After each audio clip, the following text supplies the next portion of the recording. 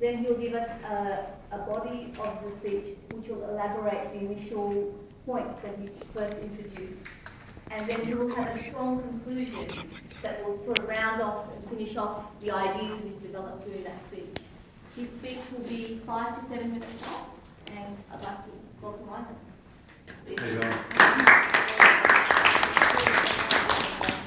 I'm a bit nervous. I wasn't expecting to be up so early. Okay. At university, I studied engineering. I actually did electrical engineering.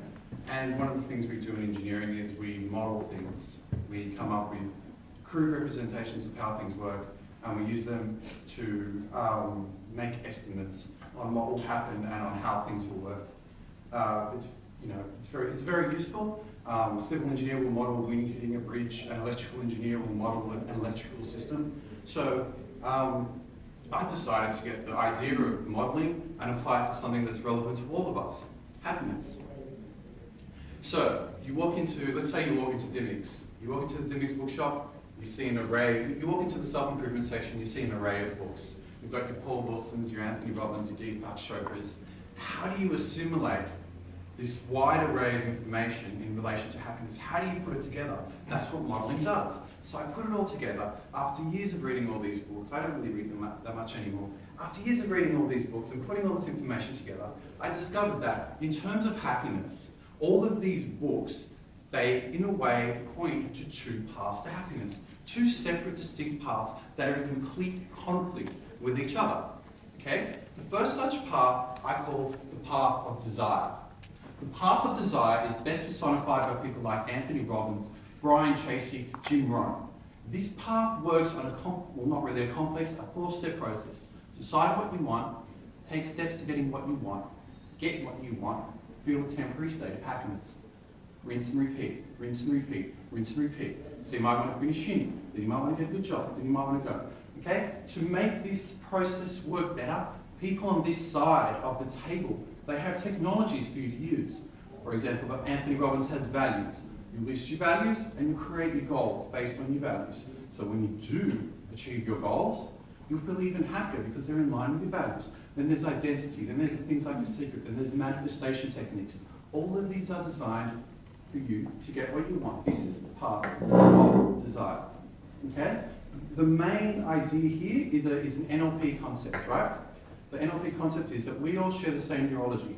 So in theory, we can all achieve the same thing. I'm not saying, there's obviously physical discrepancies here, like some people might be tall, some people might be skinny, but if I can learn French in a week, you can learn French in a week. So the idea here is to get who you are and create who you are into the best person that you possibly can be. It's to live to your full potential. So what if we were to just stop and just think for a moment? Is there another view on this? On the flip side, we have the path of desirelessness. On mainstream level, this is Eckhart Tolle, like the power of now. Basic things like that. On a more esoteric level, we've got like Alan Watts, Ramana Maharishi, Eastern philosophy. This side of the coin is centered on living in the now. It's about bringing you here now to where you are. And when you fully live in the now, you realize how amazing that your life is in this present moment. So the primary technique used on this side is, of course, meditation. Not religious in any way, but just meditation, bringing you into the moment. There's different practices you can do, things like yoga, meditation, all of that kind of thing, to bring you into the present moment. Because when you stop and just begin to think about it, what do you really have other than a present moment? Your past is just a stream of memories. Your future you cannot touch, taste, or feel in any way. So all that really exists is the present moment. So this side is about letting go of desire and fully experiencing the now.